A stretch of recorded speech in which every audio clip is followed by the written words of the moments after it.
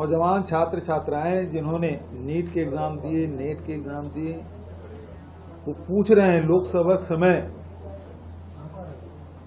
एक विज्ञापन भारतीय जनता पार्टी की तरफ से आया था जिसमें रूस और यूक्रेन, हमास और इजराइल की युद्ध रुकवाने की बात कही गई थी। वार रुकवा दी पापा। आज नौजवान पूछ रहे हैं पेपर लीक क्यों नहीं रुकवाए पापा। पेपर लीक 10 साल में 70 पेपर लीक हुए। छात्र छात्राओं के भविष्य के साथ खिलवाड़ किया गया और ये पेपर लीक कोई 10 लाख, 20 लाख, 30 लाख की बात नहीं है। ये हजारों करोड़ का घोटाला हुआ है। पहली बात तो ये है कि जब 14 तारीख को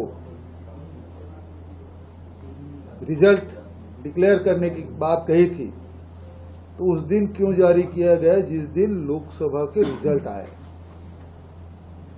पहला शक तो यही है।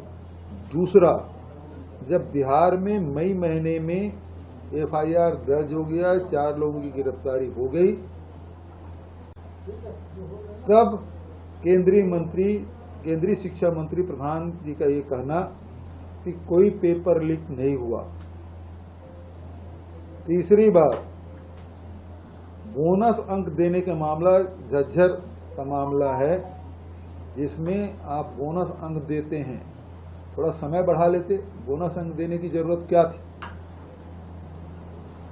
और चौथा मामला कि आप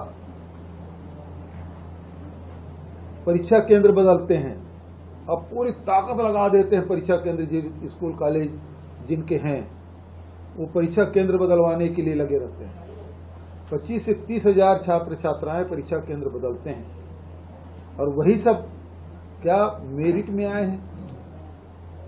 और पांचवी बात यह है कि जिन्होंने परीक्षा पेपर सेट किया वो गुजरात के हैं और वो जो उसके मालिक हैं वो विदेश भागा हुआ है।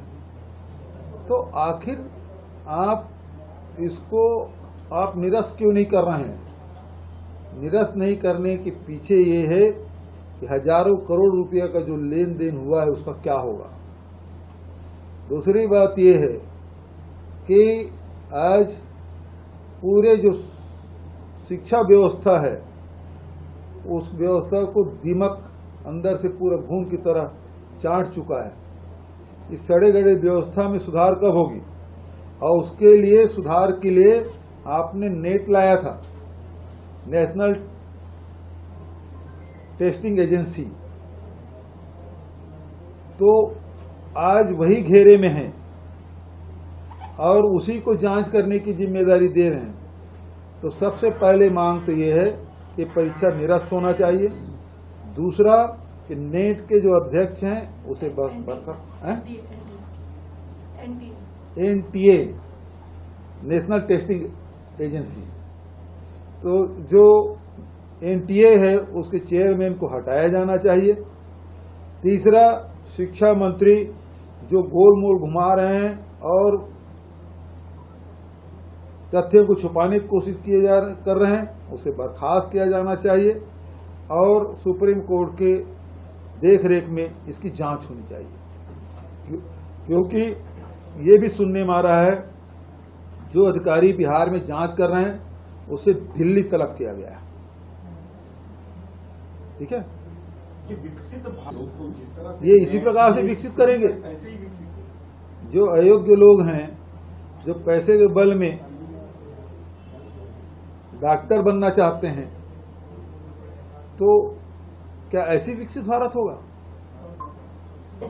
ये षड्यंत्र पूर्वक अपने अयोग्य लोगों को ये भर्ती कराना चाहते हैं।